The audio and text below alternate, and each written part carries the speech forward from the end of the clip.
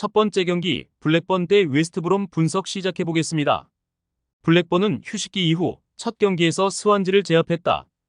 측면과 중앙을 오가며 2선을 공략하고 파이널 서드에서 연계가 좋은 도란이 직접 해결하며 팀에 승점 3점을 안겼다. 원정에서는 플리머스에 패하는 등 연패 중이지만 홈에서는 2경기 연속 클린시트로 승리 중이다. 게예와 헤지스 등 최전방 공격수들의 마무리는 아쉽지만 오아시 유키의 존재감은 나쁘지 않다. 브로미치는 휴식기 이후 첫 일정에서도 무승의 고리를 끊어내지 못했다.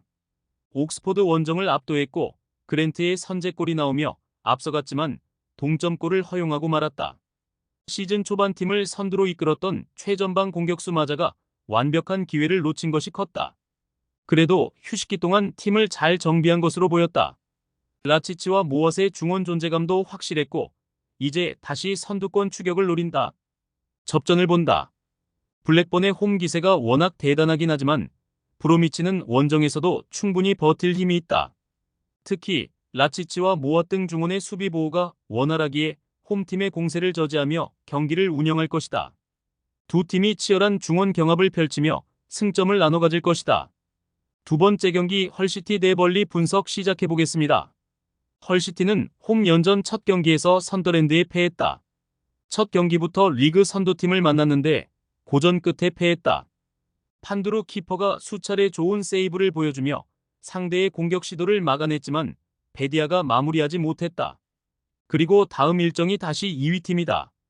이 경기는 패하지 않는 데 집중해야 한다. 벌리는 지난 주말 원정 경기에서 셰필드 웬즈데이를 완파했다.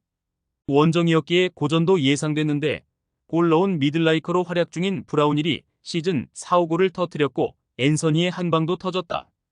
플레밍을 비롯해 최전방 공격수들의 득점이 적은 건 아쉽지만 강력한 수비로 리그 선두에 올라섰다.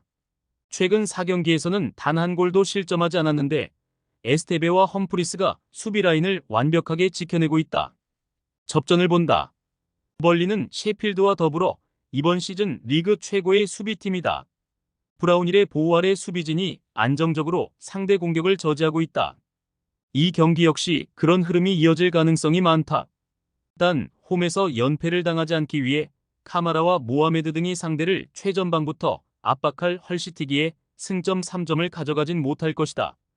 세 번째 경기 루턴타운 대 선덜랜드 분석 시작해 보겠습니다.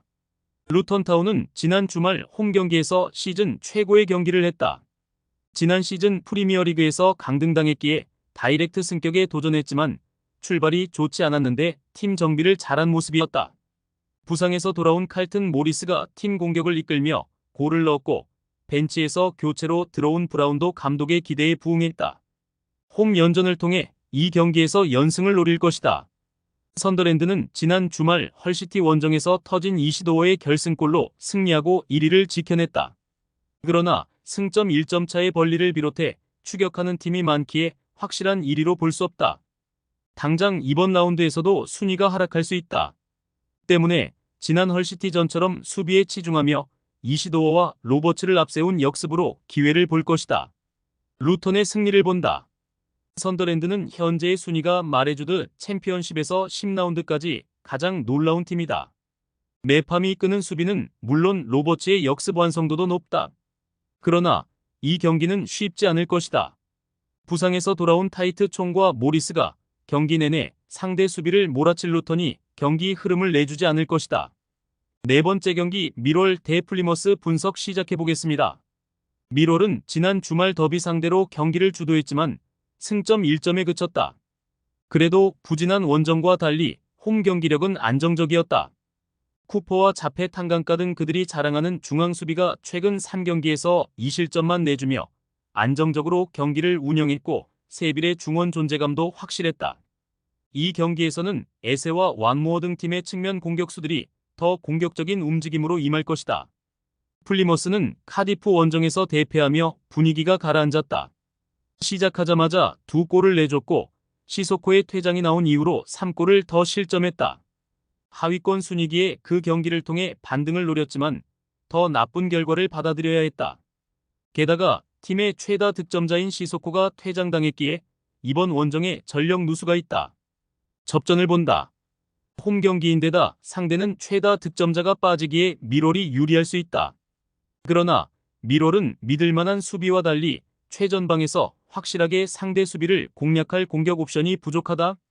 아담 란델이 경기 내내 중원에서 홈팀의 공세를 막아내며 최종 수비를 보보할 플리머스가 승점 1점을 챙길 수 있다. 다섯 번째 경기 미들즈브러 대 셰필드 분석 시작해보겠습니다. 미들스브러는 휴식기 이후 첫 경기에서 브리스톨에 일격을 당했다. 점유율을 2배가량 가져가며 더 많은 슈팅을 시도했고 결정적인 기회도 있었지만 마무리를 하지 못했다. 핀 아자즈와 벤 도크 등 그들이 자랑하는 이선 공격수들이 모두 출전했는데 원하는 결과를 얻지 못하고 셰필드를 만난다. 셰필드는 지난 주말 리즈에 시즌 첫 패배를 당했다. 강등되어 내려온 챔피언십에서 개막 9경기 무패를 기록하며 선두 경쟁 중이었는데 라이벌팀을 넘지 못했다. 그래도 리그에서 가장 안정적인 수비력을 보유했기에 우승에 가까운 팀인 건 부인할 수 없다.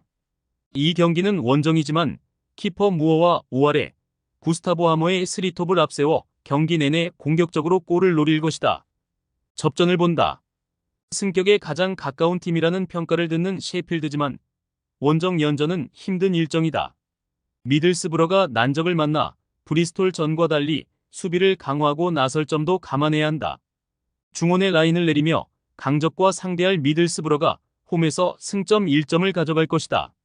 최종 조합은 영상 아래 고정 댓글로 말 걸어주시면 오늘 정보방에서 무료로 공유해드립니다. 제발 손해보면서 토토하지 말고 다같이 웃으면서 즐겁게 베팅합시다. 함께 하실 분들은 부담 갖지 마시고 편하게 말 걸어주세요.